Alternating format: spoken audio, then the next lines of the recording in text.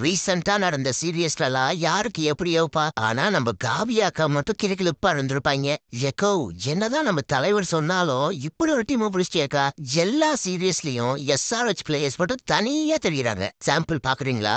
Border Gavaskar ட்ரோஃபில Pat Cummins அவன் தொட்டதெல்லாம் தங்கம். அவன் பார்த்துட்ட வேலையால டோட்டல் இந்தியன் டீமும் டொமஸ்டிக் ஆடிட்டு இருக்காங்க. அப்புறம் பிரைஸ் இந்தியாவை கண்டாலே பொழக்கிறா. அப்புறம் இந்தியா வந்தா சொல்லவா வேணும்? தலைவனோட பீக் பீக் பீக் கரியர்ல இருக்கான். இப்போ இந்தியன் டீம்ல இருந்து பிஜிடில பும்ராவுக்கு அப்புறமா நல்லா பண்ண ஒரே ஆளு நிதிஷ்குமார் ரெட்டி.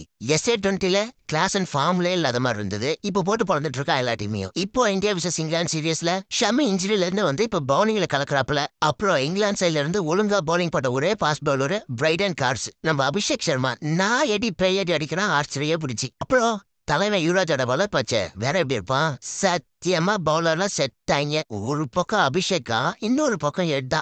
நான் சொல்றதுக்கு ஒண்ணு இல்ல.